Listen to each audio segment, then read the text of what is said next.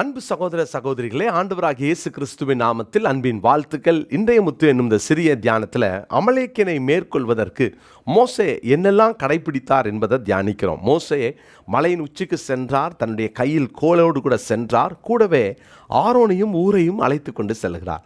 பாருங்க, மோசே இவர்களை விட வயதிலே குறைந்தவனாக இருந்தாலும் ஆரோனும் ஊரும் ரெண்டு பேரும் அவனுக்கு ஊழியம் செய்தார்கள். நேற்று சொன்னேன், அன்பினால் ஊழியம் செய்யுங்கள், ஒருவரை ஒருவர் கனப்படுத்துங்கள், ஒருவருக்கு ஒருவர் புத்தி சொல்லுங்கள், ஒருவரை ஒருவர் அன்பினால் ஊழியம் செய்து கனப்படுத்த கற்றுக்கொள்ளுங்கள்.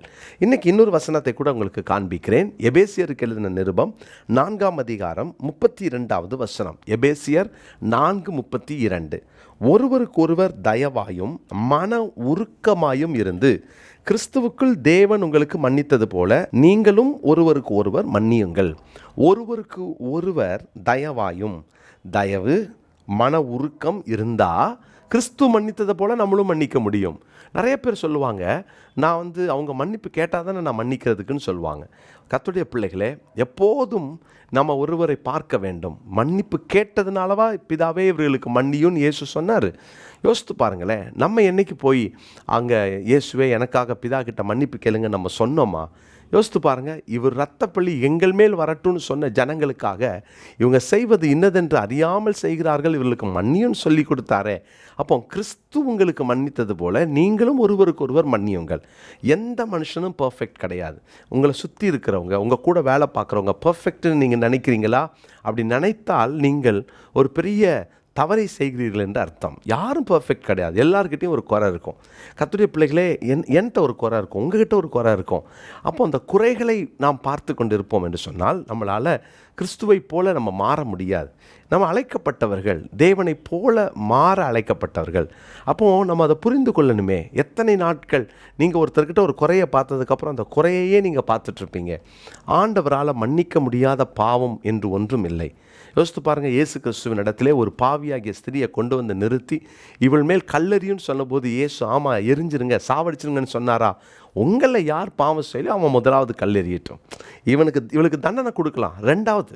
ஆனால் முதல்ல இவனிடத்திலே தவறு செய்தவர்கள், பாவம் செய்தவர்கள், இப்படிப்பட்ட பாவத்தை உங்கள் வாழ்க்கையிலே செய்தவர்கள், எண்ணத்தில் செய்தவர்கள் இல்லையா? அப்போ நீங்கள் முதல் கல்லெறிங்கன்னு சொல்கிறார்.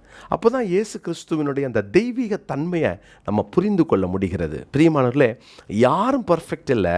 ஆனால் நம்ம தனிப்பட்ட வாழ்க்கையில் நாம் எப்படி தேவனுடைய அன்பினாலும் கிருபையினாலும் மன்னிப்பை பெற்றோமோ அதே மன்னிப்பை நீங்கள் பிறரிடத்தில் காட்ட கற்றுக்கொள்ளுங்கள். நம்மளால் அவங்கள ஏற்றுக்க முடியாது, மன்னிக்க முடியாதுன்ற ஒரு இருதய மனப்பான்மை உங்களுக்குள் இருக்குமானால் நீங்கள் அதை தாண்டி உங்கள் தனிப்பட்ட வாழ்க்கையில் ஆண்டவர் என்னைய மன்னிச்சிட்டாரே. யோசித்து பாருங்களேன். நீங்கள் யாரையும் மன்னிக்க முடியாமல் கஷ்டப்படுறீங்களே, அந்த பாவத்தை விடையா நம்ம செஞ்ச பாவம் குறைவு? நம்ம செஞ்ச பாவத்தையே ஆண்டவர் மன்னிக்கும் போது நான் ஏன் மற்றவங்கள மன்னிக்காமல் இருக்கணும்? நான் ஏன் அவங்க மேலே கசப்பை காட்டணும்? கிறிஸ்து மன்னித்தது போல் நீங்கள் ஒருவருக்கு ஒருவர் மன்னியுங்கள். அப்போ அந்த மன்னிப்பு வரணும்னா ரெண்டு விஷயத்தை இங்கே ஆவியானவர் சுட்டி காட்டுகிறார். ஒன்று தயவாய், இன்னொன்று மன உருக்கமாய். அந்த தயவை காட்டுங்க. பரவாயில்ல, எவ்வளோ நாள் நான் இறங்கி போவேன், எவ்வளவு காலம் நான் கிரேஸை காட்டுவேன், எவ்வளவு காலம் நான் ஃபேவர் பண்ணுவேன், ஆனால் அவங்க திருந்தலையே என்று சொல்லி நம்ம ஒரு காலகட்டத்தில் நம்மளே ஃப்ரஸ்ட்ரேஷனுக்குள்ளே போயிடுவோம். செய்யாதீங்க.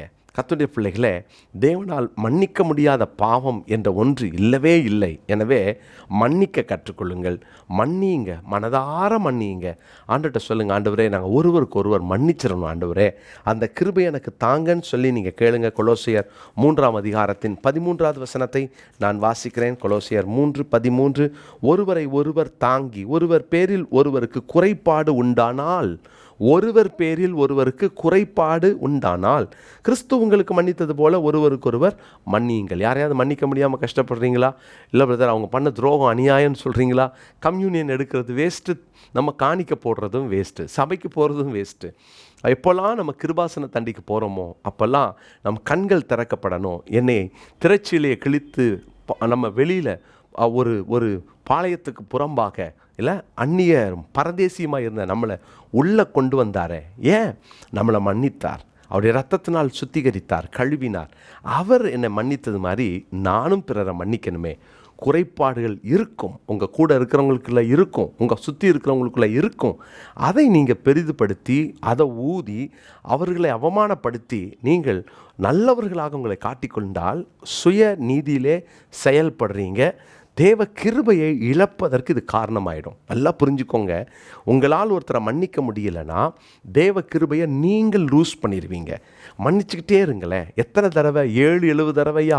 அதுக்கும் மேலே மன்னிக்கலாம் இல்லையா? ஏசு அப்படி தானே நம்மளை மன்னிச்சார். பேதுரு சொல்கிறார், நான் எத்தனை தடவை மன்னிக்கணும்? 7-7 தடவை. ஆனால் இயேசுவோ 7-7 அல்ல, அதுக்கு மேலே மன்னிச்சார். இன்றைக்கி ஆண்டவர்கிட்ட கேளுங்க, ஆண்டவரே அந்த மன்னிப்பின் சுபாவத்தை எனக்கு தாரும், மன்னிக்கும் குணத்தை எனக்கு தாரும், நான் மன்னிக்கணும். கிறிஸ்துவனிடத்தில் மன்னிப்பை பெற்ற நானும் பிறருக்கு அந்த மன்னிப்பை கொடுக்கணும். மன்னிச்சிட்டேன்னு சொல்லுங்கள், தப்பில்லை. இல்லை அவங்க தான் தப்பு பண்ணாங்க பிரதர், நான் ஏன் இறங்கி போகணும் மன்னிப்பு கேட்கணும்னு நினைக்கிறீங்களா? இப்போ நீங்கள் போங்க, ஏதாவது ஒன்று ஹர்ட் பண்ணியிருந்தா மன்னிச்சிருங்கன்னு சொல்லுங்கள். இப்படி நீங்கள் ஒருவருக்கு ஒருவர் மன்னித்தால் பிசாசு வெட்கப்படுவான். நான் ஒரு வசனத்தை காட்டுறேன் பாருங்களேன். எபேசியர் எழுதின நிருபம் 4ஆம் அதிகாரத்தில் பாருங்கள், 26வது வசனத்தில், நீங்கள் கோபம் கொண்டாலும் பாவம் செய்யாதிருங்கள், சூரியன் அஸ்தமிக்கிறதுக்கு முன்னாக உங்கள் எரிச்சல் தனியே கடவது, பிசாசுக்கு இடம் கொடாமலும் இருங்கள். எரிச்சலோடு நீங்கள் படுக்கைக்கு போனீங்கன்னா கண்டிப்பாக பிசாசுக்கு நீங்கள் கதவை திறந்து வச்சுருக்கீங்கன்னு அர்த்தம். உங்கள் கூட வந்து வாழ ஆரம்பிச்சிருவான். செய்யாதீங்க. பிசாசுக்கு அமலேக்கியனுக்கு எதிர்த்து நிற்கணும்னா நீங்கள் மன்னியுங்கள். உங்கள் கோபம் தனியற்ற உங்கள் எரிச்சலை விட்டு இறங்குங்க. நீங்கள் கிறிஸ்து மன்னித்தது போல மன்னிக்க தேவன் நம்ம எல்லாருக்கும் கிருபை தருவாராக. ஜெபிக்கலாமா? தகப்பனே, எங்களால் மன்னிக்க முடியாது அப்படின்னு எங்களுடைய வாழ்க்கையில் எங்கள் அகராதியில் யாரையும் வச்சிடக்கூடாதுப்பா. யார் மேலேயும் எங்களுக்கு பகை இருக்கக்கூடாது. எல்லாரையும் ஏற்றுக்கொள்ளவும், எல்லாரையும் அன்பு கூறவும், எல்லாருக்கும் நாங்கள் மன்னிப்பை வழங்கவும், நாங்கள் மன்னிப்பு கேட்கவும் எங்களுக்கு இன்றைக்கி கற்றுக் கொடுத்த நம்முடைய வார்த்தைக்காக ஸ்தோத்திரம். கிறிஸ்து மன்னித்தது போல் நாங்கள் மன்னிக்கணும். அந்த கிருபையை எங்களுக்கு தாங்க. தாழ்த்துகிறோம், ஒப்பு கொடுக்கிறோம். இயேசுவின் நாமத்தில் ஜெபிக்கிறோம் நல்ல பிதாவே, ஆமென். இன்னைக்குரிய மனப்பாட வசனத்தை குறித்து கொள்ளுங்க. எபேசியர் 4ஆம் அதிகாரம் 26-27. எபேசியர் 4ஆம் அதிகாரம் 26-27 வசனங்கள். God bless you. பிரியமானவர்களே, அன்பின் வாழ்த்துக்கள். விங்ஸ் ஆஃப் விக்டரி IAS அகாடமியினுடைய 2024-25வது ஆண்டிற்கான சேர்க்கை நடைபெற்று வருகிறது. தரிசனமுள்ள, ஆர்வமுள்ள, நானும் IAS IPS ஆகணுன்ற அப்படிப்பட்ட தரிசனமுள்ள இளைஞர்களை நாங்கள் அன்போடு அழைக்கிறோம். நீங்கள் ஒருவேளை UGO PGO முடித்திருப்பீர்கள் என்று சொன்னால், இதற்காக ஆயத்தப்பட்டு கொண்டிருப்பீர்கள் என்று சொன்னால், உடனே கீழே காண்கிற ஃபோன் நம்பர் மூலமாக நீங்கள் தொடர்பு கொண்டு உங்களுடைய அப்ளிகேஷனை வாங்கி உடனடியாக நீங்கள் அனுப்பலாம். ட்ரைப்ஸுக்கு முழுவதுமாக நாங்கள் இலவசமாக கொடுக்குறோம். எனவே பழங்குடியினரை சார்ந்த பிள்ளைகளாக இருப்பார்கள் என்றால் அவர்களுக்கு நாங்கள் இலவசமாக இந்த பயிற்சியை கொடுக்க விரும்புகிறோம். என்ட்ரிவில் அவுட்ஸ்டாண்டிங்காக பெர்ஃபார்ம் பண்ணுற மாணவர்களுக்கும் முற்றிலுமாக இலவசமாக நாங்கள் இதை கொடுக்கவிருக்கிறோம். ஹாஸ்டல் ஃபெசிலிட்டி உண்டு. சிறந்த ஃபேக்கல்ட்டிஸை நாங்கள் இந்த வருஷம் ஒழுங்கு செய்திருக்கிறோம். எனவே வாருங்கள், பயனடையுங்கள். தேசத்தில் ஆண்டவர் பெரிய யோசேப்புகளையும் தானியேல்களையும் எழுப்பி இந்திய தேசத்திற்கு நீங்கள் ஆசீர்வாதமாக இருக்க உங்களுக்கும் ஆண்டவர் அந்த கிருபைகளை தருவாராக. God bless you.